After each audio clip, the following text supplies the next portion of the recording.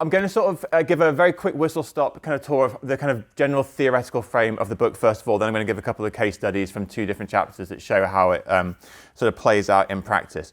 So I'm going to start by touching on some of the theoretical or kind of quasi-theoretical foundations of the book. So some of the ideas around the voice and how the voice might be used to historicize films. So in other words, to understand how films are embedded in particular historical context. Then I'll say a little bit about the Giallo, which is the vehicle that the book uses to explore these ideas. I probably won't need a huge amount by way of an introduction to the Giallo today, but I'll say a few words. And then I'll give 2 quick case studies from the book that kind of show the ideas in theory and in practice. So I'm going to kick off with the sort of proposition that the human voice can never be contained, by which I mean that it always sort of seems to straddle borders.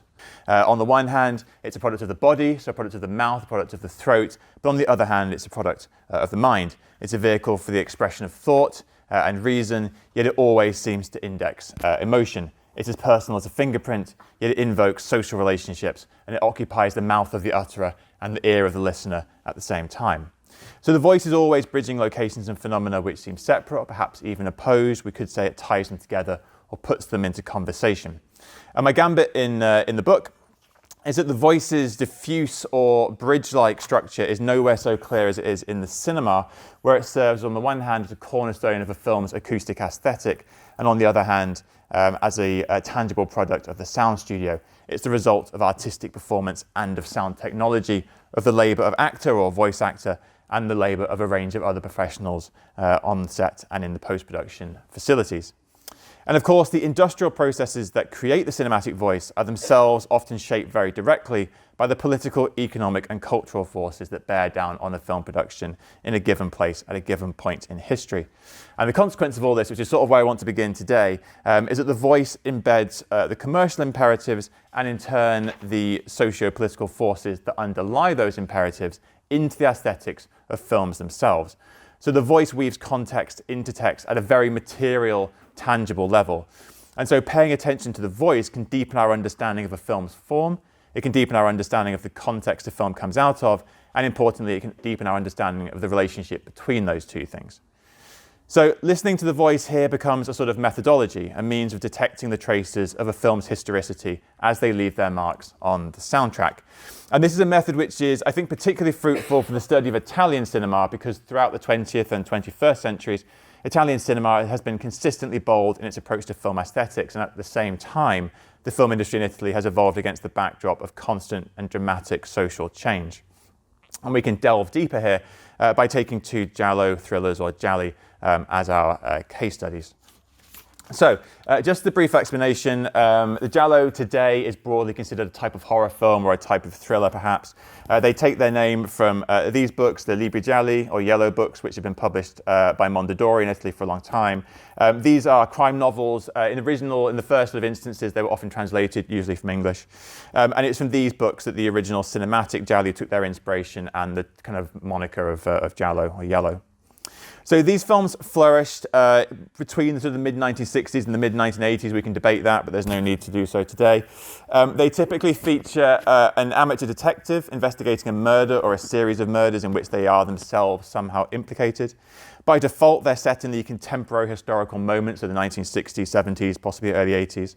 They feature a lot of violence, often a lot of sex, and they're stylistically striking as well. So elaborate camera work, bold colour palettes, and unsettling music are all standard ingredients.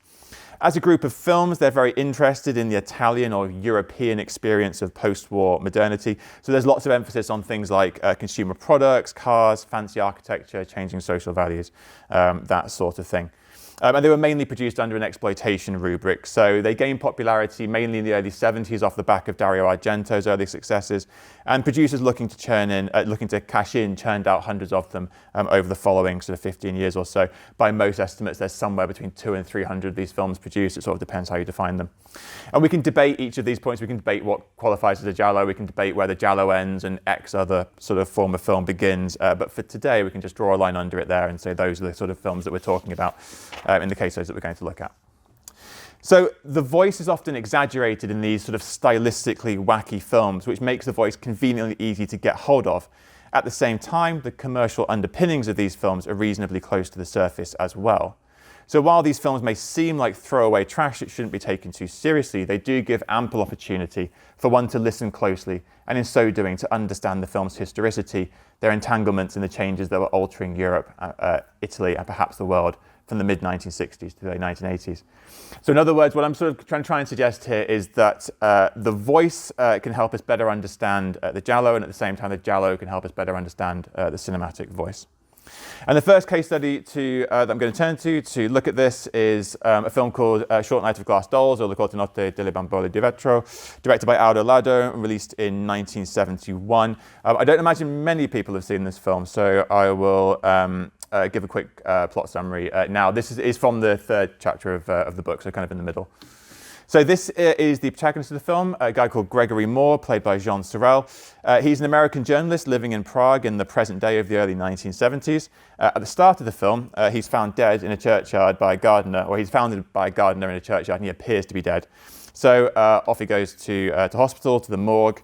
And while he's there, we start to hear his sort of internal voice trying to reach out and contact hospital staff, and we realize that he's not dead at all. He's paralyzed, but fully conscious.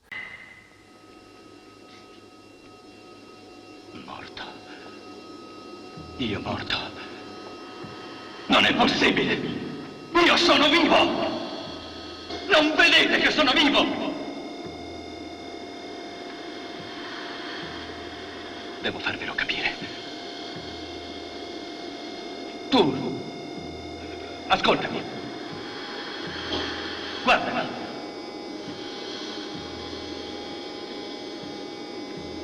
Forse sto sognando, voglio svegliarmi. Devo muovere un dito. Devo.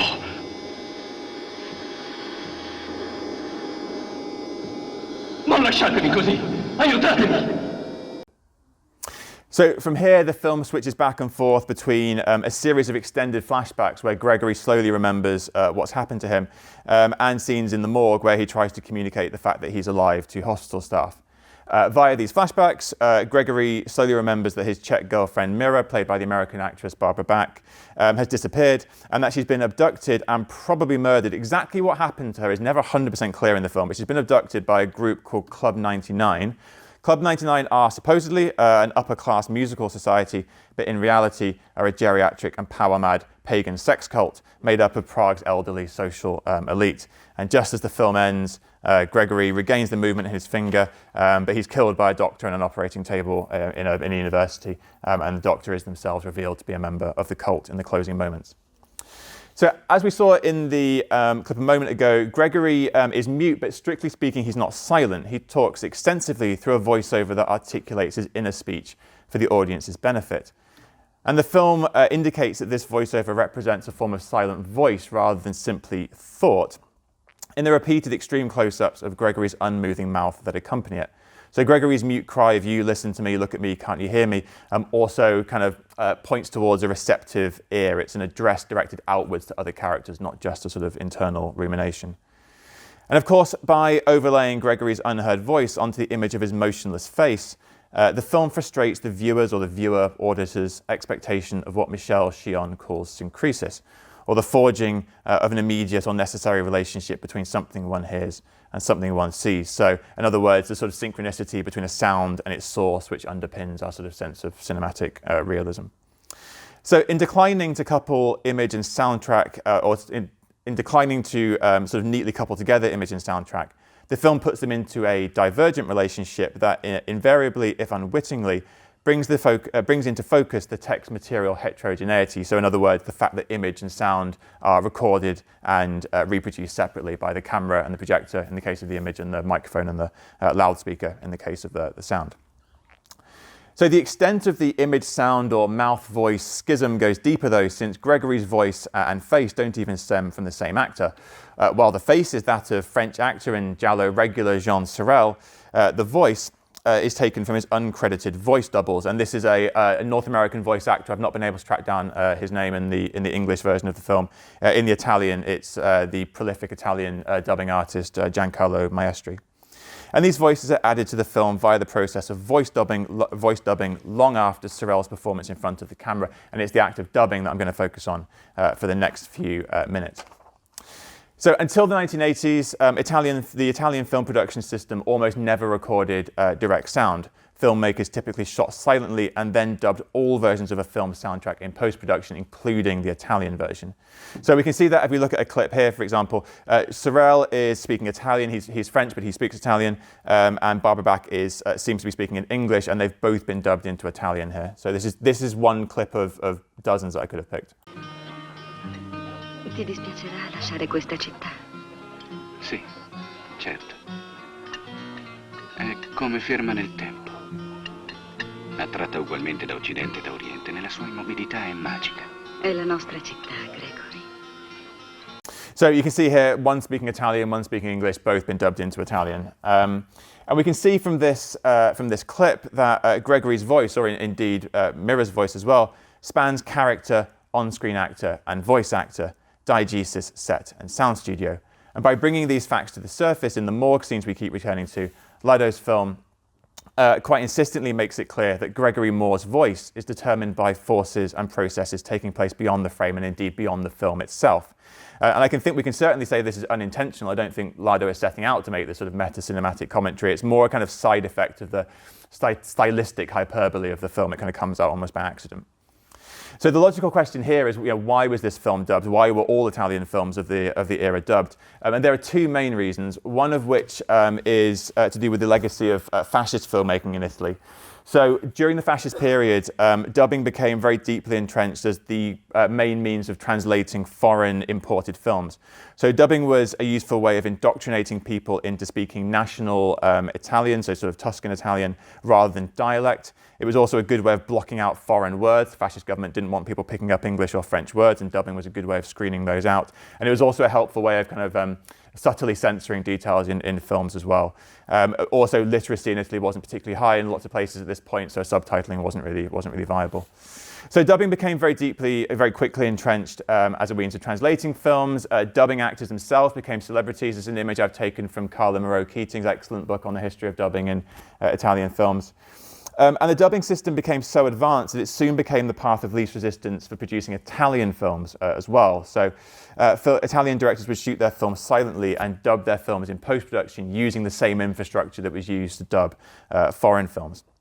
And there's a lot more we could say about this period in Italian film history. There's a lot more we could say about the ideological connotations of fascist dubbing, but for the moment, I'm just going to park that sort of issue to one side and look at the second reason why Short Night of Glass and All the Dolls was dubbed, which is because by the 1970s, dubbing had begun to serve the wider processes of post-war European integration.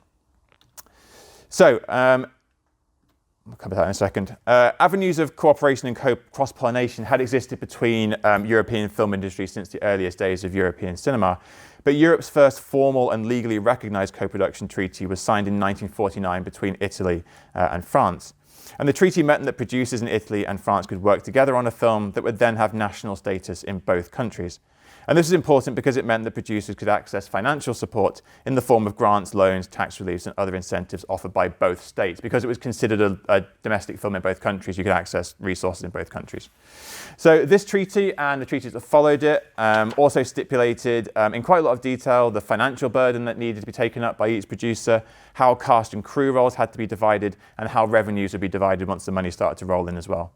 So co-production allowed for resources to be pooled, it allowed risk to be shared, and it was particularly useful for sort of cheaper genre exploitation films like the Giallo, because these films were often made quickly, often made on relatively limited budgets, and they could almost cover their costs in some cases simply on government handouts. They didn't even need to really sell very well to make a profit. So it was sort of like not free money, but pretty close to being free money for the producers of these films. And this, to the Franco-Italian treaty proved very successful. We can see on this table here, in 1957, 230 Italian-French co-productions had been made, and that had gone up to 2,000 by 1972.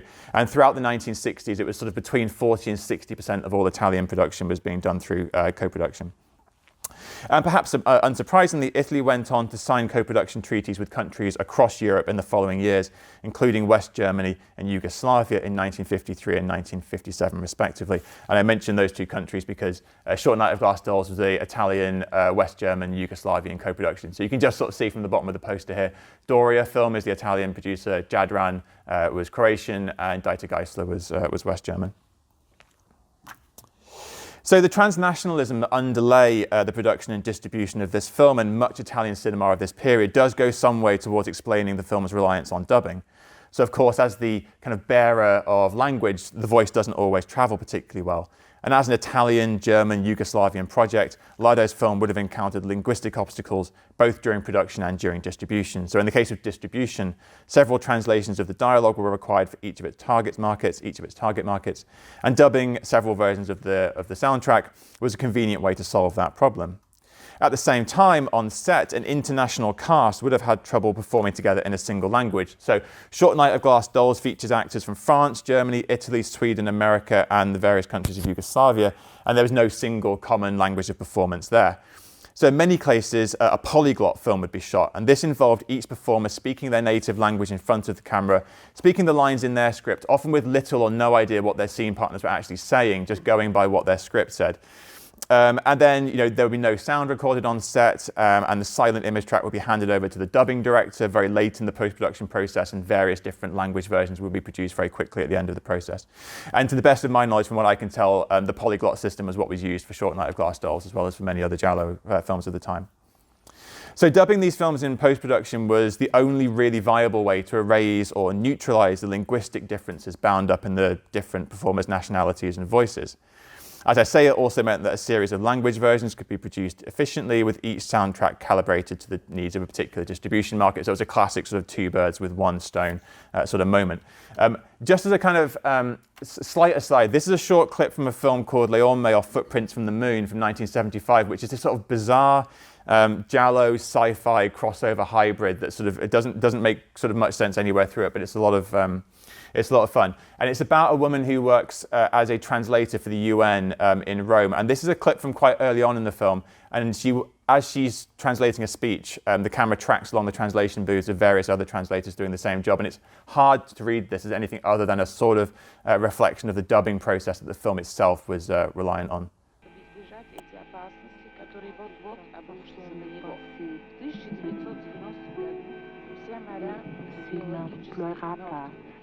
Toutes ces énergies afin d'éviter ces dangers qui se somment sur nous. Ihn überfallen werden, zu verhindern. Im Jahre 1990 werden die Meere wegen der Verunreinigung und der Vergiftung geologisch gestört. Our computer has also shown us that in the year 2000, la vida ya casi no será posible para los hombres en el planeta Tierra. Mientras en una atmósfera. So the camera tracks along, we see these different translators translating the same kind of vocal performance into different languages simultaneously in their little booths, smoking heavily, very much what I imagine was probably happening in the sound studios in Rome as the film itself was being made. So I think it's an interesting sort of parallel there. But we can go a little bit further, because the co-production and voice dubbing that helped to facilitate it were part of a bigger political picture, and this is the important thing, I think. So speaking in the early 1980s, filmmaker Jean-Marie Straub argued that, quote, only by accepting the dictatorship of dubbing can you use 2 or 3 stars from different countries in the same film. The international aesthetic is an invention and weapon of the bourgeoisie. And Straub then goes on to claim that, quote, dubbing is not only a technique, it is also an ideology, close quote. And this comment echoes one that was signed in 1967, a document called the Amalfi Manifesto that was signed by various Italian directors, including Antonioni, Pasolini, Bertolucci, Rossi, other people as well, who argued that dubbing, quote, subjects the film to manoeuvres and mystifications on the part of producers and distributors whose final effect has an ideological character, close quote. So in their recurrent concern with ideology, the authors of all these statements clearly recognise that the stakes of voice dubbing in post-war European cinema are far higher than simple commercial convenience. And the ideology they're referring to here is one of the capitalist integration of Europe into a single marketplace with an increasingly collaborative government. And of course, the nature of how we might characterize that debate, the debate around European cooperation, integration, economic integration, political collaboration, has changed a lot in the sort of 40, 50 years since these films were made, particularly in the Brexit, post-Brexit era. But they were sort of very concerned, these writers at least, by the kind of capitalist connotations of that particular move. So this process was perhaps clearest in the signing of the Treaty of Rome in 1957 by 6 countries, including Italy, which marked the formation of the European Economic Community, an economic union which would of course later evolve into the European Union. And this period had also seen the foundation of NATO, the North Atlantic Treaty Organization, a military alliance which counted several European countries amongst its membership, again including Italy. So in short, the immediate post-war period had seen a marked movement towards European integration, which played out at a number of levels and in various arenas. And the co-production of film was a concrete part of this process. So UK-based Kiwi actor David Warbeck, who appeared in lots of Italian horror and thriller films in the 1970s and 80s, said in an interview in the 90s, quote, "My own impression is that the Italian film world is gearing up to become the film centre of Europe, the common market," close quote. So Warbeck's comment is a recognition that by the early 1990s, the Italian film industry could no longer be understood in isolation. Rather, it was becoming a component of a European film industry, the emergence of which, he suggests, is inseparable from the wider political economic integration of Europe, or the European common market. And this is something that the films themselves also thematize, and we can see that in a very famous clip here from Sergio Martino's "Your Vice is a Locked Room and Only I Have the Key." And this is from the English dub of this film. Kind of pleasant, this integration of Europe, don't you find? Sorry, I'm afraid I'm a bit behind the times. One of the pitfalls of a writer. Integration in what way? Oh, here we are in a piazza in the north of Italy with German ale, Scotch whiskey. It's all poison no matter where it comes from. That's the trouble with you intellectuals. You're cynical pessimism. So that idea, European integration, people are kind of wary of it, is an idea which runs through the background behind a lot of the production of these films as well in some quarters.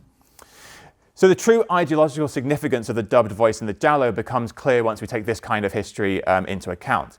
In the way that it facilitates these films' transnational production and distribution, the dubbed voice is an active tool in the widespread political or socio-cultural transformation that was underway in Italy and Europe at the time of these films' production. And these films' engagement with this transformation then isn't just thematic, it isn't just a question of mise-en-scène, it's audible and it's a material part of the films themselves and the way they're put together. So the use of the voiceover and the shots of the unmoving lips together create a sort of uncanny and revealing crack in the textual surface of Short Night of Glass Dolls. And when we listen to it closely, we don't simply hear commercial expediency, nor for that matter do we just hear the legacy of fascist filmmaking. In the dubbed voice, we also hear the process of European integration in action. We hear this moment of European history made audible, and we hear the ideology behind it translated into a material part of film form. So I'm going to park that case study there. Like I said, there's more we can say about this, particularly in relation to fascism, but I'll leave that sort of to one side for a second. I move on to look at a second case study a bit more quickly, which is Lucio Fulci's The New York Ripper, or the Squartatore di New York from 1982. So this is a much later, right from the very end of the sort of Giallo life cycle, if we want to call it that. So this is also a gruesome, cynical film. It was a video nasty. It is still impossible, as far as I'm aware, to get it in a completely uncut version today. It features a lot of violence, particularly graphic violence, and a lot of sexualized violence as well. But I'm going to mull over here the ways in which the voice is deployed in this film and how the voice in this film can help us to understand the way the film is connected to its historical context. And specifically, I'll suggest that Fulci's use of sound in the film points up the emergence of globalised neoliberalism in the US, in Italy, and for that matter, in many other places in the early 1980s. So another quick plot summary. The New York Ripper opens with a man walking his dog underneath the Brooklyn Bridge, and rather than being brought the stick he has just thrown the dog, he's brought a severed human hand, which is in an advanced state of decomposition. The hand is identified as belonging to a missing sex worker called Anne Lynn. Anne Lynn's landlady tells the burnt-out detective Fred Williams, played by the actor Jack Hedley, that shortly before Anne Lynn disappeared, a man had called their house and spoken with a duck-like voice.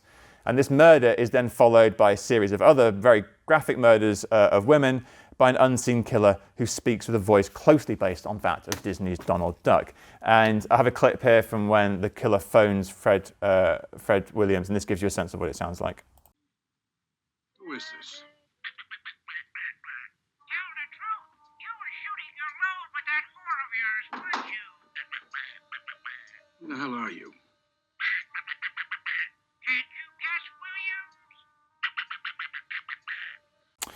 So Williams then teams up with a psychiatrist. We're going to take it completely seriously. Williams teams up with a psychiatrist called Paul Davis, and they eventually discover that the killer is a minor character named Peter, who's the boyfriend of one of the women who was almost but not quite killed by the killer earlier in the film. Peter has a daughter named Susie from an earlier relationship, and Susie is suffering from a rare illness. She's had several limb amputations, and she's been forced to live inside this sort of plastic bubble in a hospital. Peter invented the duck voice when talking to his daughter over the phone, but he's taken to using it while murdering what he perceives to be sexually active women, which he frames eventually as a sort of undirected form of revenge for the fact that he thinks Susie's not going to have any sort of intimate life later on in her life. The logic by which these killers are justified is very ropey at the best of times, but that sort of is some sort of connection there is why Peter's doing this. And at the end of the film, Peter is himself killed by Detective Williams. So the film both begins and ends with particularly squalid-looking shots of New York City, often taken from the air. And these are perhaps reminiscent of Scorsese's early films, the sort of new Hollywood sort of depictions of New York from the 70s, and not the much more glamorous images of New York City we often see in Hollywood films or sitcoms from around this period. This is a much more bleak view of the city. And Fulci himself placed great emphasis on New York City's urban space when making the film, saying that I wanted to make and show the real New York and not a postcard film, close quote. And every critic who's ever looked at this film has drawn attention to the kind of alienating, cold, nightmarish way in which the film is depicted. It is a particularly bleak sort of space. And the New York depicted in The New York Ripper is a city at a crucial historical juncture. So according to human geographer David Harvey, the years 1978 to 1980, so the period right around the time the film was being made, were, quote, a revolutionary turning point in the world's socio-economic history, close quote, because they marked the explosion of neoliberal economic policy characterized by free market economics, individualism, short-termism, speculation, a shift towards service-based commodities, and globalization. And Harvey specifically identifies New York as the epicenter of this revolution. And importantly, he explains that this shift had begun in the 1970s when, and these are the quotes up here, capitalist restructuring and deindustrialization and rapid suburbanization had left much of the central city impoverished. And he points out working class and ethnic immigrant New York was thrust back into the shadows to be ravaged by racism and a crack cocaine epidemic. Redistribution through criminal violence became one of the few serious options open to the poor. And undoubtedly, the opening shots of Manhattan that gaze across the East River suggest that the inhabitants of Manhattan and of Brooklyn are simultaneously segregated across social and physical lines. And of course, this wasn't just Reagan-era America where this was taking place. This was sort of an ideology that was also being embraced in Thatcher's Britain and very much in Italy as well. The late 1970s onwards were a period of massive privatization and deregulation in the Italian economy, including the broadcast industry. And it was a period of increasing wealth, but also increasing wealth disparity. It was, after all, the period that saw the rise of property magnate turned media mogul turned politician, Silvio Berlusconi. Sticking with America, although we should perhaps remain cognizant of this wider context here, Fulci's comments concerning the film suggest, rightly or wrongly, that the sense of isolation or loneliness which the film's depictions of the city represent should be taken as being reflective of this wider social context. So Fulci has described America as operating according to a cult of success in which being a winner is compulsory and in which failure to succeed at an individual level may literally drive a person mad. And in this film, neoliberal New York City is a desperately lonely place, and you'd be hard-pressed to find a healthy or supportive relationship between any two characters in the film. The city in this film is a city populated almost entirely by dispossessed people. And here we can start to turn back to the voice. So in her book, For More Than One Voice, the philosopher Adriana Cavarero suggests that it is precisely in the voice's, quote, correspondence with the fleshy cavity that alludes to the deep body, close quote. And the voice, and she also points out that the voice is the equivalent of that which the unique person has, that is most hidden and most genuine. And her argument throughout the whole book is that the kind of the uniqueness of the voice, its into sort of sonorous uniqueness, allows people to interact as individuals, as human beings, not as statistics or as kind of abstracted actors. Now, interestingly, the voices assume quite a significant role in the New York Ripper, but in a form in which they're almost entirely decoupled from bodies. So one of the eventual victims, a wealthy woman called Jane, frequents live sex shows in the grimy sex theatres of Times Square, where she clandestinely records the sounds that the performers make whilst they have sex on stage, and she uses a dictaphone to do this. Following a scene in which she does so, Dr. Lodge, that's her husband, is shown sitting in his study listening to one such tape, kind of erotically mesmerised and licking his lips. Jane comes in, she gives him a smile, she takes the dictaphone away from him but gives him back the tape. And as she leaves, Lodge drops the tape into a drawer where there are sort of dozens more of these tapes, the idea that he's got quite a collection of them. She's happy to have made plans outside for the night. He's happy to be left at home alone with his tapes from these sex shows. So the centrality of the dictaphone tapes to their sexual relationship brings about a clinical twofold disembodiment of the sexual voice within their relationship, so within the Lodge's relationship.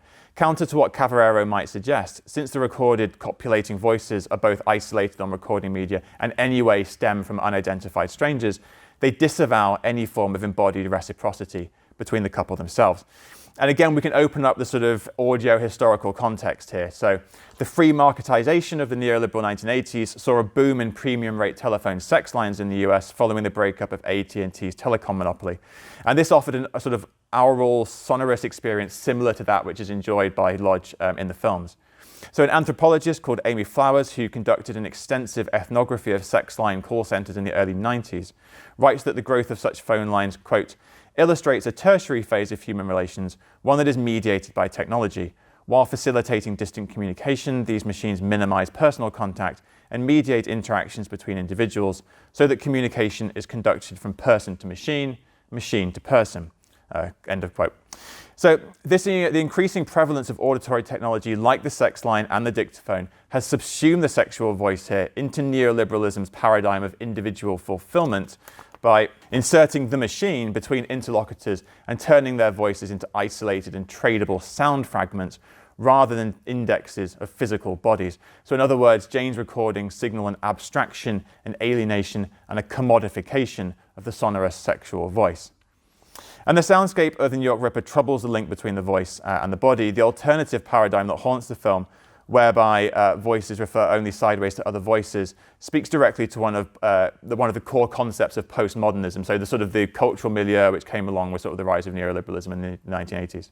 And this is the concept of the simulacrum. And the simulacrum has been described in most depth by French philosopher Jean Baudrillard in his book Simulacra and Simulation from 1981, so again around the same sort of time this film is being made. There's like a lot of postmodern theory, I think the theory of the simulacrum is sort of starting to show its age a little bit. But I think nonetheless, because it's coming out of the same sort of milieu as the film itself, it does still have some value as a way of sort of thinking through what the film is doing.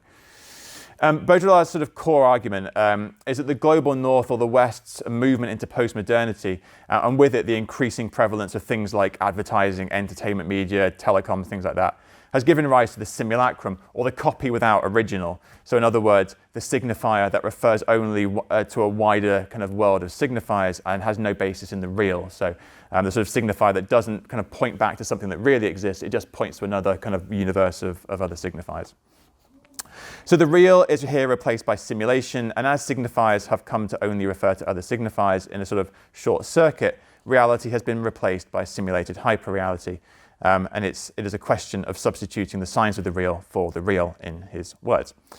So as we've seen, Lodge's drawer contains a collection of taped voices that constellate with each other kind of as interchangeable equivalents. And so they form this kind of short circuit in which vocal sound is always a simulacrum, never exchanged for the real, but exchanged for itself in an uninterrupted circuit. Now, of course, Peter speaking in Donald Duck's voice is perhaps the most prominent vocal simulacrum in the film. So Peter uses this voice to hide his body or to interrupt the specific sound-body relationship that the voice typically implies. And in that way, it serves a similar purpose to the whisper that like Giallo killers often use to disguise their voices in these films. But unlike the whisper, Peter's vocal disguise in the New York Ripper doesn't just hide his body, it goes further and refers the listener to a known cultural icon, Donald Duck. And this is a voice that is anchored not in flesh and blood, but in the vastness of a global media landscape. Like Lodge's tapes, this voice signals outward to an endless chain of other voices. A landscape also suggested by the toy duck shown prominently on Susie's bedside table. You'll notice if you look really closely, this looks like Donald Duck, but it is not Donald Duck. And there are good reasons for that. Disney got wind of what was happening. They weren't happy with it, so some changes were made in the way they sort of characterized the character that went along with his voice. But Peter's duck voice, nonetheless, in other words, replicates a sound that has no basis in embodied reality, but is instead rooted in an ever-expanding chain of repetitions and iterations. When we hear Peter's voice, we are simply reminded of the other times we have heard Donald Duck's voice. It is in this way the film's ultimate vocal simulacrum.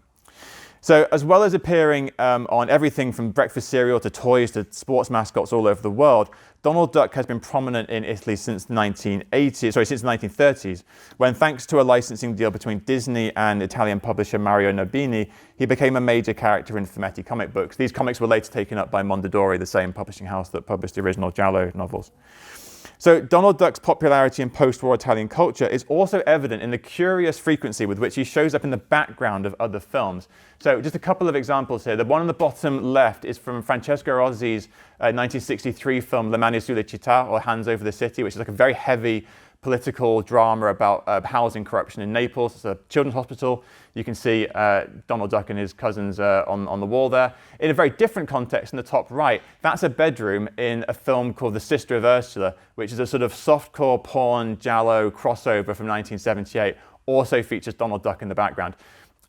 Fulci's own earlier Giallo film, Don't Torture a Duckling from 1972, was also originally called Don't Torture Donald Duck. Again, Disney weren't happy with that, so it got changed to Don't Torture a Duckling. But nonetheless, you can see one of the child characters here has a Donald Duck toy in her arm. So, in short, when Detective Williams is told that somebody has called him and spoken with the voice of a duck, and he turns around and says, "A duck, where have I heard that before?" the implied answer is everywhere. So it's easy to see Donald Duck as a symptom or even a tool, as a kind of the unrestricted American-led globalization that haunts the New York Ripper.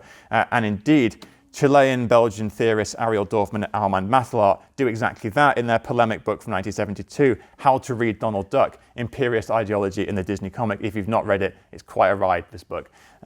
It's short, but it's interesting.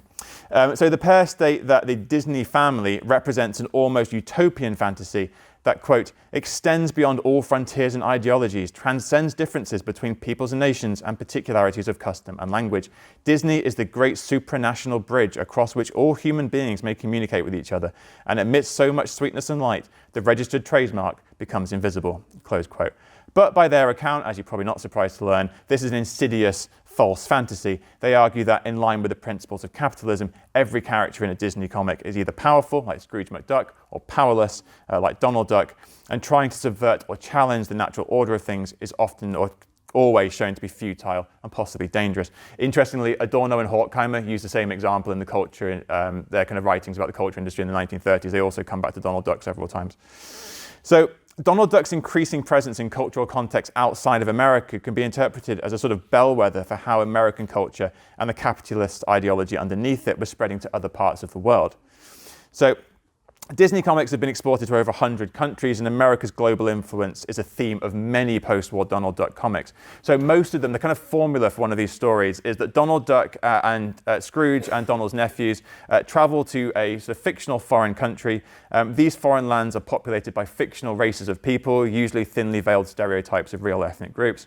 And these people possess great treasure. Some form of kind of jeopardy ensues, and the, quote, natives are typically dispossessed of their treasures, which are taken away by Donald's family. It doesn't matter, though, because these natives never appreciated their treasure, so it doesn't matter that they don't have them anymore.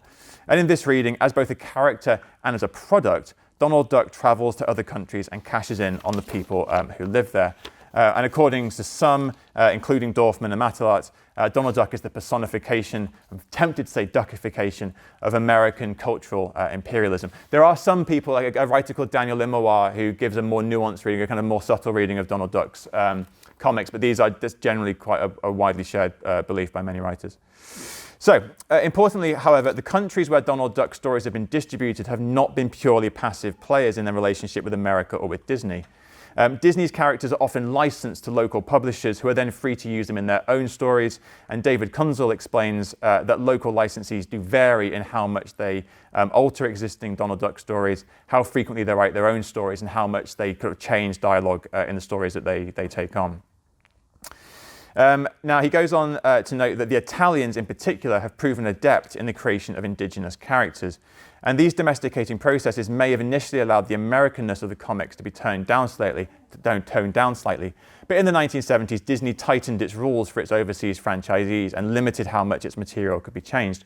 The company specified, for example, that hierarchies of characters in stories couldn't be changed anymore. Minor characters couldn't become major characters. Everybody had to sort of stay in their lane. Like, they were very strict about that from the 70s onwards. As a result, Disney comics in Italy, like these ones here, could be made to seem more Italian on the surface. You can see there's a reference to Leone's Good, the Bad and the Ugly in the title of one of them. But this is all sort of pretty superficial, and it becomes a sort of almost cultural Trojan horse.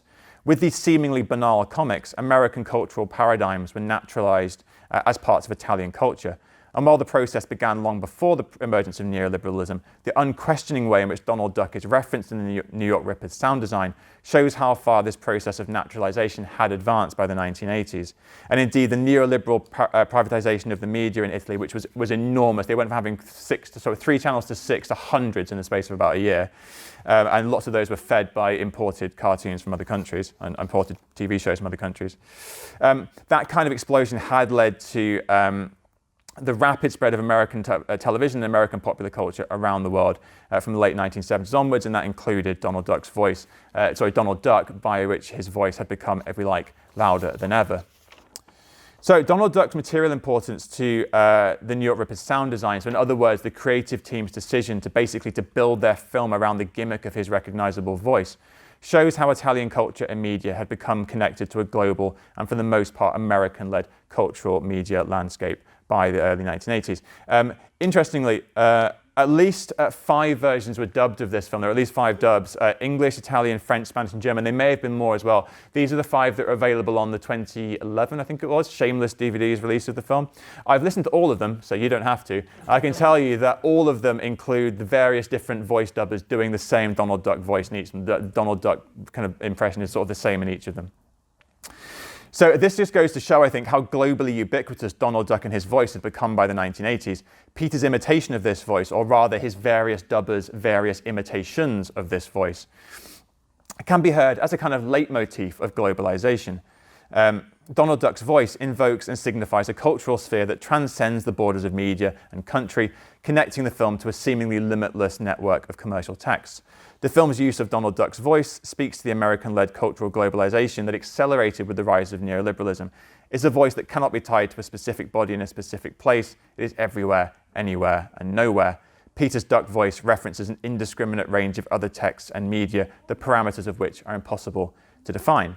So Fulci's text joins a chain of similar vocal simulacra with no beginning and no end, so that the borders between media and the borders between countries, for that matter, become blurrier and blurrier. So just to sum up in the last sort of 30 seconds, the voice in Short Night of Glass Dolls then might tell us about Italy's increasing involvement in the integrating and modernizing post-war Europe, and the voice in the New York Ripper might speak of the acceleration of globalization and neoliberalism around the world in the 1980s. But these films, of course, don't exist in vacuums. Films don't simply neutrally or dispassionately observe the societies they're made within. By giving form to wider socio-cultural, political, and economic forces, the voice grants them added life, challenging them or perpetuating them perhaps, but always adding something to the conversation. And so I'll end by suggesting that we approach the voice in film not as a product of the film or an object within the film, but as a process. The cinematic voice stages an exchange and a negotiation between film text and film industry, film and society. And the voice's ever-shifting, fluid dynamism grants it a complexity which is capable of revealing the intricacy of the text-context interaction. Perhaps it's particularly relevant or useful for the study of horror films, as between ominous silence and visceral screams, the voice is so often a formal and effective lodestone of the genre, and in these 2 films at least, the cinematic voice always seems to register Giallo Film's historicities. By listening closely, we might hear how history has affected the Giallo, as well as perhaps how the Giallo has affected history. And I'm sure we're way over because of the delays, but I'm going to stop there. Yeah, thanks.